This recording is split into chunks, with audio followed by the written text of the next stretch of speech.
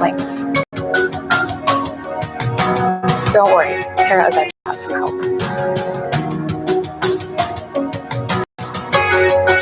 Once the boards were cut, the metal swings had to be attached.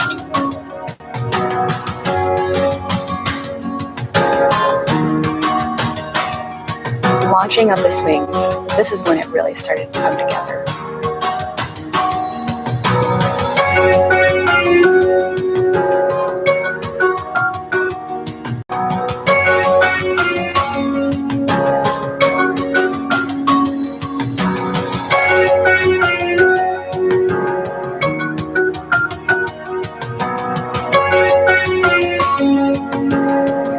And now, the most exciting part, installing the decking.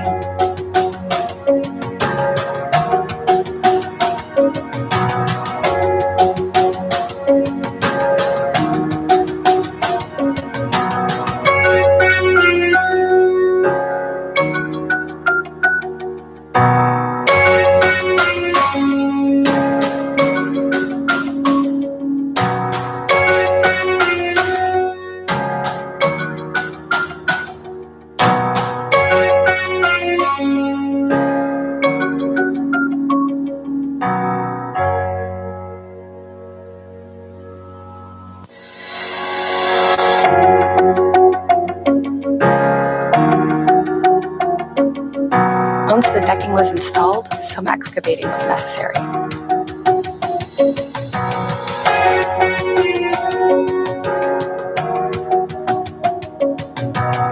It was important for all of us to make a connection with the community beyond the bridge.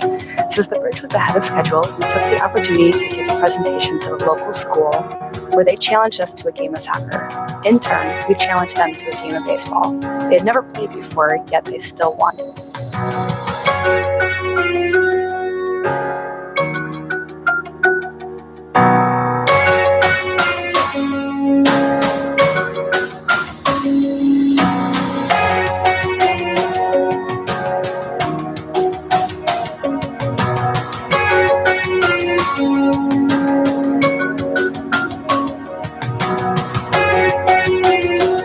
Getting some final touches done on the bridge before the celebration.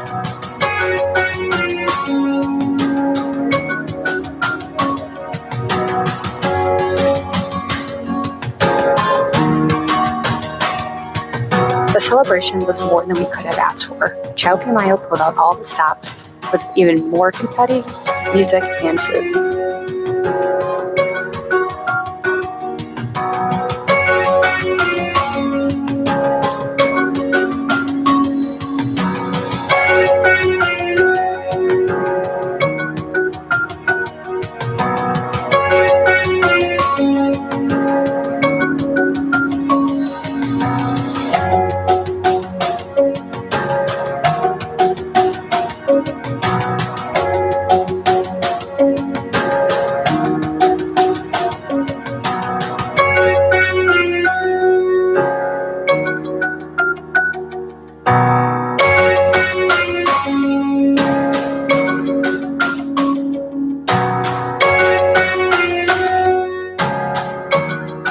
And now the inaugural crossing of the bridge, an emotional moment for everyone.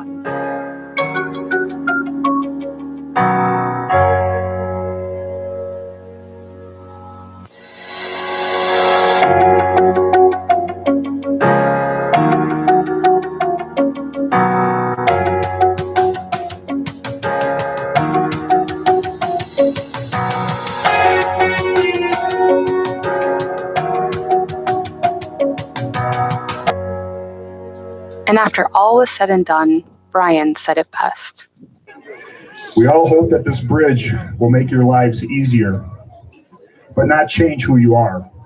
Happy, kind, and hardworking. Gracias.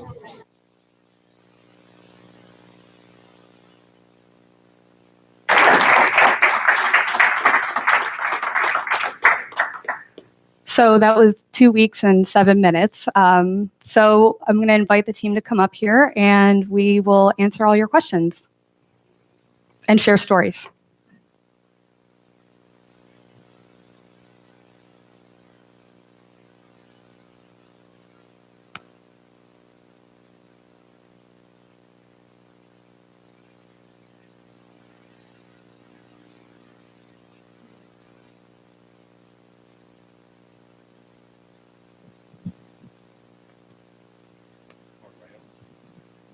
Can you hear me? So, any questions? There's got to be a few. Len?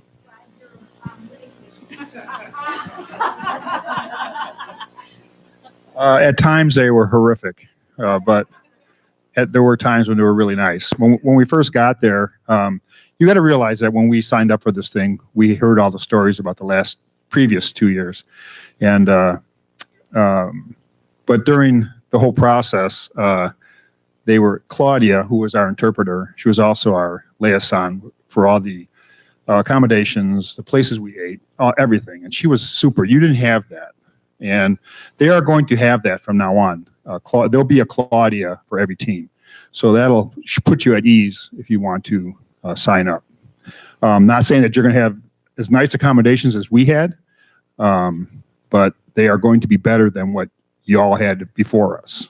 Our accommodations were nice. When we flew into Chapamayo, we stayed at a really nice place. I would say it was like a 4-star in Chicago. It was very nice. It used to be an old mansion. It was gorgeous. We stayed there for one night when we got there, and then we stayed there one night when we left. But then when we got to Vinto, which is a city that we stayed in, our town, it's about the size of Libertyville, I would say.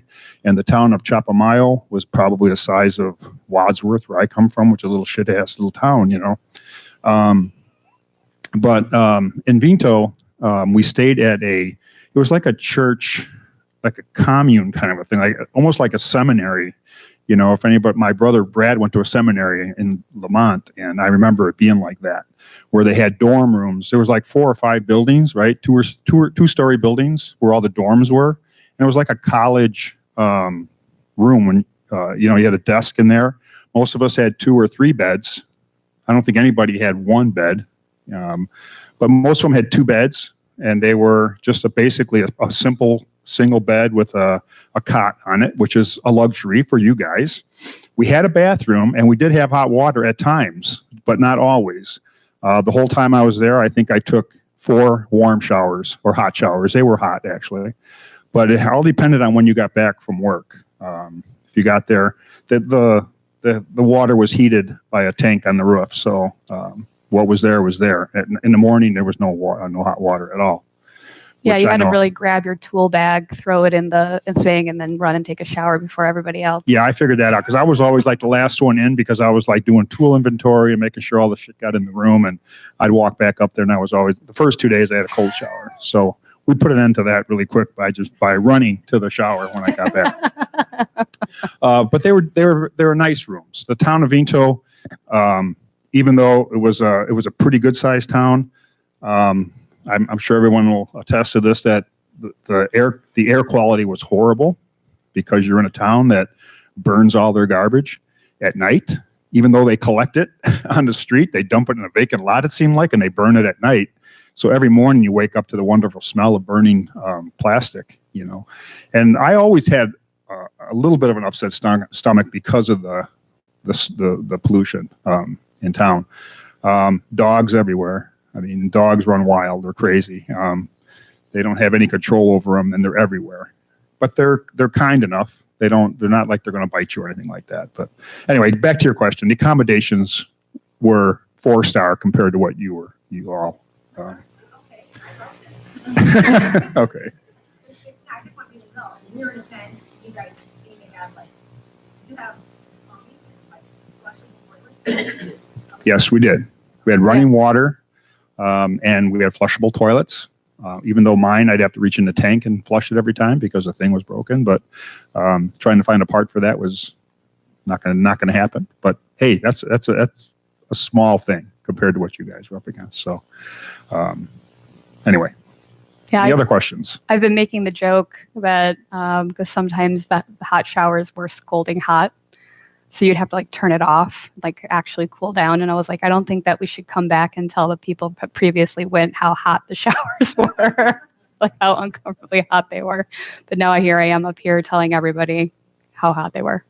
Yeah. Plus you make the best of any situation, you know. So I had 3 beds in my room, 3 single beds. So I took all 3 of my mattresses and piled them up like the pea in the under the whatever that thing is. Yeah, the Princess and the Pea. And then I think everybody ended up doing that except for Tara. I think she slept right on took the mat off altogether because she wanted to sleep back on the floor. But anyway. Anybody else have anything you want to add about the rooms? How was it working in the altitude? You can just. Yeah, I can comment on that. Don't underestimate it because it's a big deal. It's a lot bigger deal than I thought it was going to be, and I think that everybody else might say the same thing. But the minute we got off the plane in Cochabamba, by the time we got to the top of the jet bridge, it was like this is going to be a big deal. I mean, you're out of breath every time you go up a flight of stairs. You're out of breath. You're just having to take 2 breaths for every one, and just do things a little bit slower. I don't know if anybody got altitude sickness per se, but it definitely changed the pace of work and made everything a little bit harder than I had expected.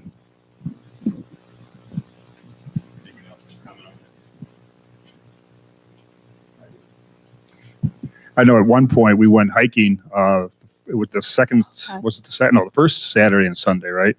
I didn't make the first one because I think I was maybe a little hungover from the Friday night after we finished the bridge.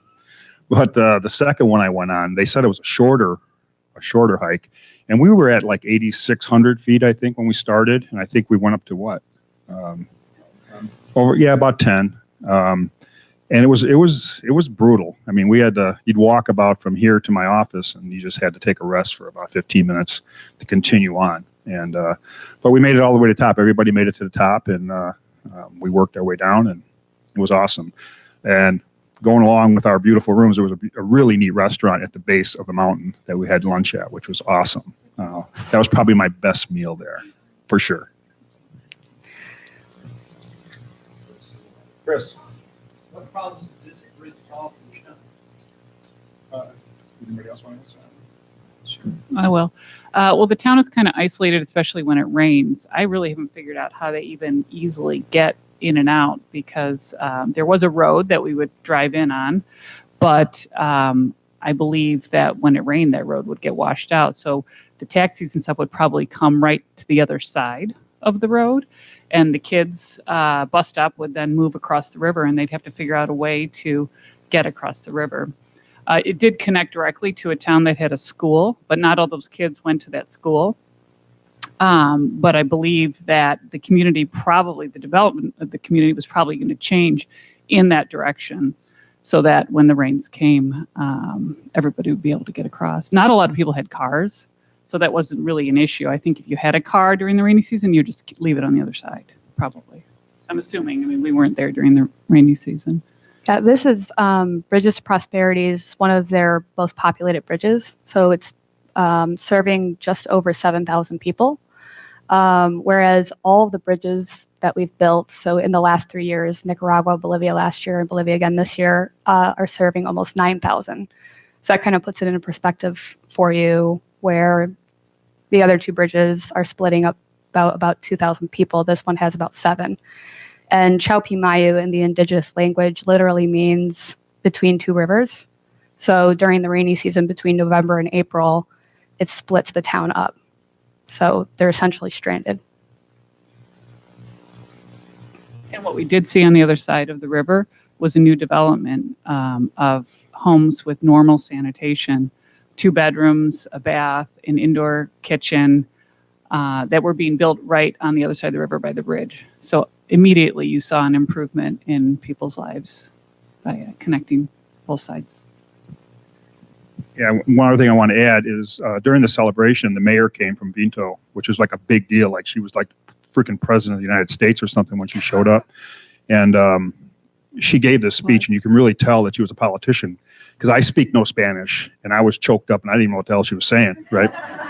At one point, she turned to us, and she was saying something, and I think I asked Claudia, our interpreter, what she was saying, and she said that to the effect of, no one ever comes and helps us. So because of this bridge, we are going to move on with some other development in the area. And she opened up this big old map, and they said that they were going to start building a school in Chaupimayu, and they're also going to bring in sewer and water. And that all started because of the bridge, because they were tying 2 communities together. So I thought that was huge. So you ask what this bridge did for the community. it made them push them forward a little bit to build a school and to bring in sewer and water. So We did go to the school too to give a presentation, hang out, and then we got to everyone raise their hand who can walk across it. So there's a bunch of kids there, so it's pretty cool to see that people are going to use it. Like, who's going to use this tomorrow? So it's really cool, really cool. And then just going there in general is just a great trip. And if anyone's thinking about going, highly recommend it. And all of us will answer any questions you have in the future. So. So all the prep work prior to you guys getting to do that, do bridges do that work, like the kind, all the concrete and full right? Yep. So they have a Mason group that works part of Bridges Prosperity team. So they have maybe 6 locals that built it for about a month and a half before we got there. So those bases were completed. They already had the cables out there, the lumber, the steel. I don't know. There's a guy, I've been talking with him actually, because I was bitching about the fact they dumped them off there. One of my things that I was upset with was the fact that they just dumped these cables. The cables are from recabling cranes. So they have a source somewhere in Bolivia that when they redo the cranes, they take the old cables and they cut them to length. And my bitch was that why don't they put them back on the wood reels after they put the new cables on? It would make it so much easier and so much safer, because it looked like it went fairly well, but it was grueling to do that because those cables were all tangled up like a spaghetti mess. But yeah, they come cut the length, and we have to sort them out and make sure we get the right ones because they're 2 different size cables, uppers and lowers. So yeah, we did have to cut some of them, but that's after you strung it. So final question, any material issues? Were you short on anything? Did they have to come halfway through and bring anything? No, actually, they were pretty dialed with all their materials. The C channels came out, the C channels that you mount the planks to came out, cut the length, and then we had to mark them and drill them. We had to drill all the holes. There's 6 holes per C channel, and there were 76 C channels. And then we have to, all the planking is cut pretty close, but you had to cut every board. It had to be cut to length. And then you had to countersink in holes to mount the planks and the planks to the C channel. So all that had to be done. So, and then there was some 2x2 kickboard material that was already just ripped down to length. So that was cool. And they had all the nuts and bolts and rebar. The rebar had to be bent, but it was already cut to length, I believe. I don't think we had to do any cutting of it. We had to bend it, but all that was out. They were pretty dialed. Some of their tools, thank God we brought our own shit, because their tools sucked. They had drill presses that didn't work, so we ended up drilling all those 1/2-inch holes in the C channels by hand with the Milwaukee battery drills, which is crazy. 6 holes times 76. Do the math. I got my wrist was sore for a while after that. So anyway, yeah, all the materials were good. I think one of the things that really made us successful was that we had a good field presence. Having Brian, John, Chris, I know you do a lot of work. I mean, I think that's really what made everything go by so quickly, and the fact that they had the materials ready for us. So how many days did you guys actually end up working? How did that compare to what your initial schedule was? Sure. Well, initially Brian told me that we're going to build this thing in 3 days, and we're not going to know what to do with it the rest of the time there. But it took about 6 working days to do it. But then we had to go over and fine tune everything. So I'd say total about 9 days to do it. I mean, that's about accurate. Yeah, we started on a Monday morning stringing the cables, and we started on a Monday morning stringing the cables the first Monday, and then we were walking across the bridge Friday afternoon. We had the planking down, and we didn't have the fence up, the protective fence. So we had to go across with the harnesses. So, but we actually had the planking done Friday afternoon. So what we had left the following week was to put all the side, we had to redo some of the rebars, put the fencing up, the kickboards and things like that, and then adjust a lot of things. So we had the weekend off, which was really, really cool. So, and then we had the celebration on Thursday of the following week. Yeah, we actually moved it up because we were so ahead of schedule. We were supposed to have it Friday, and they moved it up to a Thursday for us. Which is really nice because we were able to spend time with the school. On Tuesday, we went to the school and spent a lot of time with them. And then Wednesday, after we got done with work, we spent a lot of time with them playing soccer, and we taught them how to play baseball, which was a riot. And So much fun. and then Thursday was the celebration. So the following week was like you were kind of winding down, which was really nice. So you're able to enjoy more than just the work part of it. Who is the first person who wants to I have no Probably idea. one of the dogs. Yeah, I would say the dog At for night. sure. I'm sure. No, I it don't know was that one we of us. actually- It was one of our team. Yeah. It might have been Fernando or Carlos, but it was one of either Bridges or us. We didn't make a big deal about it. I know Tara was out ahead pushing the trapezes across with Carlos. I thought that was I wouldn't do it, but she's got those long legs and she was pushing them with Carlos, and she might have been the first one. Did you, when you got out and you met in the middle, you probably did jump across. You probably were. And I don't know, there was a picture of Liz too, hanging out over the edge with her harness. Kind of crazy. So What was the highest point well, I know what the lowest point was at the SAG. I measured it. I think it was 14 feet, right? Yeah, I think it was 14 feet. It wasn't Yeah. really that high. We knew that the depth of the water was about 8 feet when it's really rushing. So we're, fairly good amount above the water. But I think it was 14 feet. Highest point maybe was 20 when it starts to come up by the thing. I don't know if you noticed in there, but the original bridge, I thought the bridge was 85 meters because I think the original one was 75, and they started building the abutments and they had to move it 10 meters because they couldn't get into solid ground. Yeah, you see where they had to, you could see where they had to dig out because they had to move it back so far. But they started digging the abutment and it was all gravel, rock, and they couldn't anchor it. So that's why they moved it.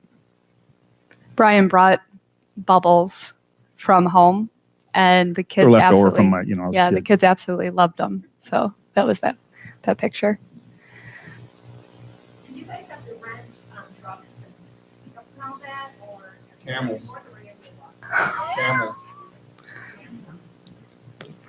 Yes, we did. We had rented four pickup trucks. rental trucks. Yep. Then it was about a 15-minute drive from where we were staying to the bridge site, and we'd go back for lunch.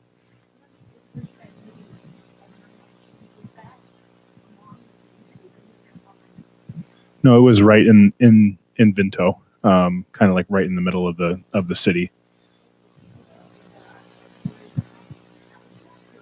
No, it was pretty well secured. It had a fence around the whole thing and 2 gates where we had to drive in and park.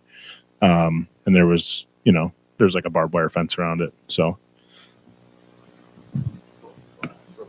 there's pros and cons to that. I know that previous groups were more integrated with the community, and I think that's an action item for the future, is to get ourselves or get the next group more integrated as early as possible, because the time we spent at the school and playing sports with the kids was just the best. We'd walk into town at night to get ice, but that's about it. Whatever they had. Yeah. Yeah, there's little shops in town and stuff, but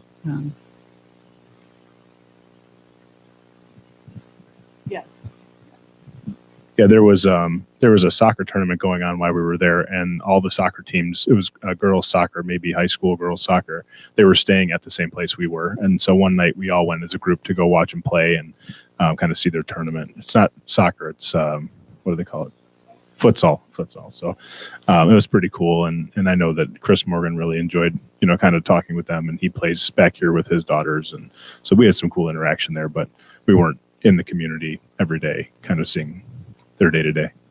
Oh, when we walked in to watch one of those games, everything stopped. It was like you heard the record player just like, because we were going in there with Claudia, and it was like they had never seen anyone like us before. And they were like, "Why are you guys here watching soccer?" you have to realize too that when you see these pictures, we're right in the town of Chapamayo. So there was always at least, I thought, 20 residents there, and a lot of kids running around most of the time because their moms were helping us. The dads were the ones that were working not on the bridge, but at their normal job. So the women were the ones that were helping us. So they'd bring their kids and their dogs, and they would help us pretty much all the time. We always had at least 20, wouldn't you say? And there was always at least 10 kids running around. So we got to know a lot of them. There's that one picture where we're working in the one lady's courtyard when we're working on the lumber. I guess I didn't realize it at first, but I mean, I was looking in her kitchen window most of the time when I was working on the wood. So we got kicked out of there the next day because I was playing Metallica most of the time on my radio. So we got kicked out of there.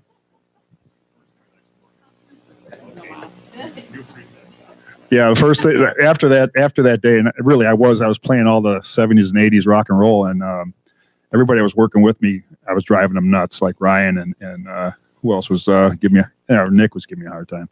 And so the next morning when we got up, Carlos, who was from Bridges, didn't speak a lot of English, and the first thing he said to me was, "No more rock and roll, you got to move. You know, the people want you out of there."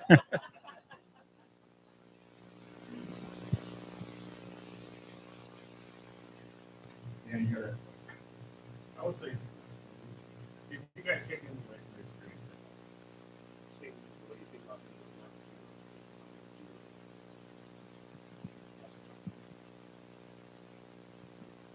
Yeah, be thankful for all the equipment that we have and the manpower that we have, because they don't have it down there. Everything's done by hand. They had to dig out, you'll see in a few pictures, they dug out by hand, 4 feet deep by about, I would say 30, 40 feet long underneath that bridge by hand with flimsy shovels. So yeah, going back to work, Bobcat was awesome. You know, it was great. It was great, but be thankful for everything that you have here, because they're not so fortunate there. You guys all go back. In a heartbeat. Oh, 100%. Absolutely. I think the one thing, I mean, just to reiterate, like, yeah, I think that they just taught me without them knowing that richness in community and family is greater than that of silver and gold. So they have community support that we don't really have here. So everyone is always all hands on deck. And like Brian was saying, we saw so many kids, but they're always with another woman, right? So they really do take a village to raise a family. So it really just taught me more of like a sense of like to appreciate your friends and your family a little bit more. She has got sick, Ryan. Yeah, most of us did. I was sick. Yeah. I mean, it wasn't terrible. I've been through worse, but it's definitely not something I want to go through again. The sickness, the whole trip was amazing. It was awesome. I mean, pretty sure the last day, we all said, you know, we're not going to really fly on a plane like this. So a lot of us went in and got some treatment, but, you know, it wasn't too bad. 9 of us, yeah. Yeah. I would say that the medical treatment down there is way better than anything we experience here. When we went in there, we were like rock stars. I mean, they cleared the place out for us. We had our own room. I mean, they were there. There's like 8 doctors in there, and just to like give us fluids, basically. It was like nothing. We had a stomach ache, and they're like, shut the hospital down. So, and it was $15 for, you know, whatever they gave us, $15 US. So it's pretty cool. And as it relates to work, it really was an incredible team building experience. And to be honest, I'm sure everybody was a little nervous to spend 2 weeks with coworkers, and it was amazing. I mean, everybody gave everything they could. And I loved watching everybody's experience in another culture. Everybody has had different life experiences. We're all different ages. And it was just pretty cool to see the evolution and the knowledge we all gained. It was really good. And, you know, we talk about being sick and the water was too hot and all that stuff, but I just really want to encourage people to apply next year. I mean, if I did it, you guys, you all can do it. You know, it was a lot cooler than I imagined it would be. It was pretty awesome.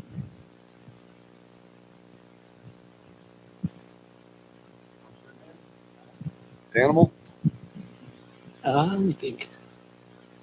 We did go for hikes for 2 days, which Brian talked about a little bit earlier, and that was just awesome. We went the first day on a really long one, and just awesome country. We had a guide just basically start walking us up the mountain. So half of us went up it, and then it was just awesome views.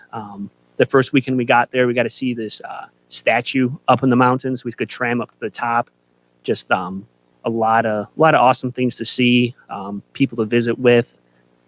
And that's a picture up there, and just a really great experience.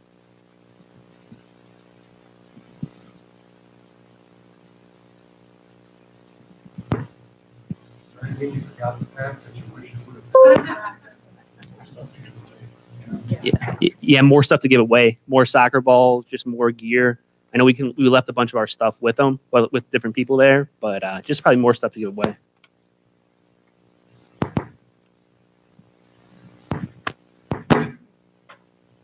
So at the celebration, they were putting confetti on their head. Was there a significance to that, or were they It's just? definitely a tradition. What it means, I have no idea. If you go into the market, we went into the market the day before we left. They've got stalls and stalls of giant bags of this confetti. So clearly it's a part of their culture, and they must use it at all celebrations. It's tiny, tiny pieces of paper. And I think they're recycling. They just want to get rid of shit. So oh, they that's right. throw it out.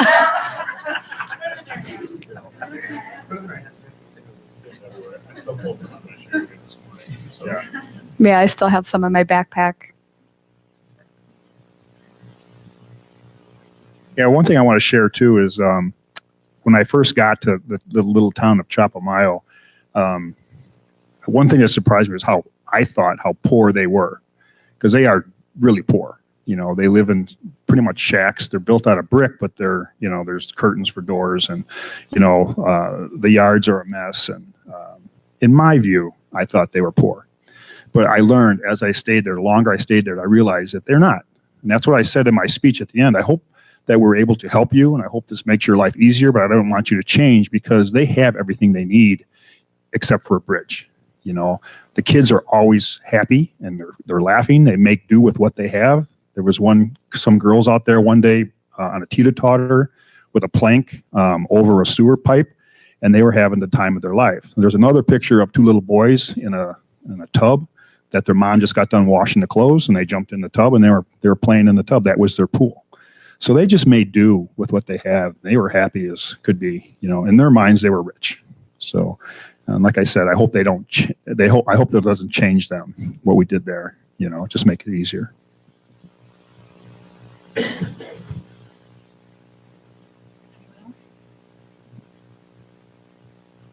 So is anybody going to sign up for next year? Are you thinking about it? You should. Yeah, I would recommend it. I mean, I would definitely go back. It was a life-changing experience for me. You walk away with a feeling of accomplishment that you're able to help these people, and they're so grateful. And if you should not pass up the chance. It could be as nice as when we were there, and I'm hoping that it will be in the future. But it could be what Lynn experienced, where you're in a tent. But hey, she would go back. I know she would. It's the part of helping that really is what brings it out, and sharing your knowledge. So. Thank you. Yep. Thank you very much, you guys.